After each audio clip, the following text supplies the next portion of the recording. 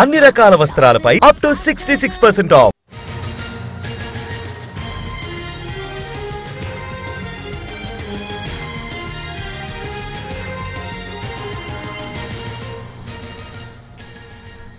విజయవాడలో పబ్లు బరితెగిస్తున్నాయి. లీగ్ పబ్లో అర్ధరాత్రి 2 గంటల వరకు కూడా పార్టీలు జరుగుతున్నాయి. బందర్ రోడ్డుపై యువతీ యువకులు బాహాబాహికి దిగారు. నైట్ రౌండ్స్ లో ఉన్నటువంటి పోలీసులు గుర్తించి వారికి కౌన్సిలింగ్ ఇచ్చారు. అర్ధరాత్రి 2 గంటలకు పబ్లో 150 మంది ఉండటంతో పబ్లోనే లాఠీచార్జ్ చేశారు పోలీసులు. పోలీసుల మెరుపు దాడులతో కొందరు మందుబాబులు బిల్లు కట్టకుండా అక్కడి నుంచి పరారయ్యారు. విజయవాడలో ఉన్నటువంటి కొన్ని పబ్ల తీరు ఇది.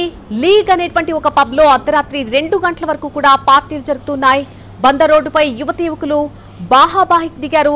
నైట్ రౌండ్స్ లో ఉన్నటువంటి పోలీసులు గుర్తించి కౌన్సిలింగ్ ఇచ్చారు. అర్ధరాత్రి 2 గంటలకు పబ్లో దాదాపుగా 150 మంది ఉండటంతో పబ్లోని లాఠీచార్జ్ చేశారు పోలీసులు. పోలీసుల మెరుపు దాడులతో కొందరు మందుబాబులు అక్కడి నుంచి బిల్లు కూడా కట్టకుండా పరారయ్యారు.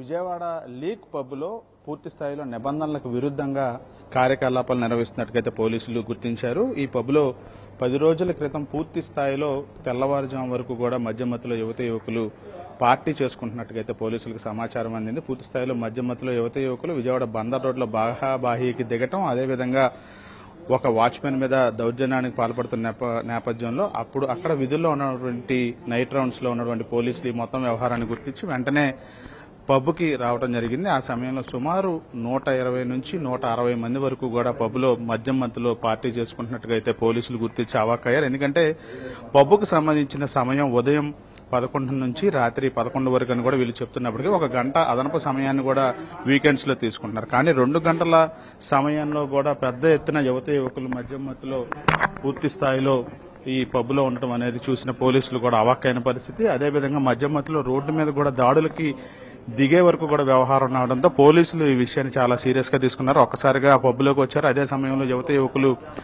150 మంది నుంచి ఆ పైనే వాళ్ళందరూ కూడా యువత యువకులు కేరింతలు కొడుతున్న నేపథ్యంలో ఆగ్రహానికి గురైనటువంటి పోలీసులు వాళ్ళ మీద లాఠీ చార్జ్ కూడా చేసిన పరిస్థితి కూడా ఉంది. ఆ విజువల్స్ కూడా మనం స్పష్టంగా చూడొచ్చు. ఈ పబ్కు సంబంధించి అనుమతుల విషయం కానీ అదేవిధంగా పోలీసుల పర్యవేక్షణ విషయానికి వస్తే పూర్తి స్థాయిలో ఎక్కడా కూడా పర్యవేక్షణ అనేది పబ్బులో లేదనే విషయం అయితే స్పష్టంగా తెలుస్తా ఉంది. విజయవాడలో 5 పబ్బుల వరకు ఇదే విధంగా నిర్వహిస్తున్నారు. సమయాన్ని పూర్తిగా పక్కన పెడుతున్నారు. తెల్లవారు జాము వరకు కూడా యువత యువకులు మద్యం మత్తులో చిందేస్తున్న పరిస్థితి స్పష్టంగా ఉంది. పోలీసుల పర్యవేక్షణ కొన్ని పబ్బులపై మాత్రమే పర్యవేక్షణ అనేది ఉంటుంది. మిగతా వాటిలో ఎక్కడా కూడా పోలీసులు పర్యవేక్షణ లేదు అనే విషయం అయితే స్పష్టంగా కనబడతా ఉంది. ఈ నేపథ్యంలోనే ఈ లీగ్ పబ్కు సంబంధించిన వ్యవహారం సోషల్ మీడియాలో పోలీసులు లాఠీ ఛార్జికి దిగిన వ్యవహారానికి సంబంధించి అయితే పూర్తి స్థాయిలో ఈ వ్యవహారం ఎలా ఉంది విజయవాడలో పబ్బుల వ్యవహారం అనేది అయితే స్పష్టంగా తెలుసుకునే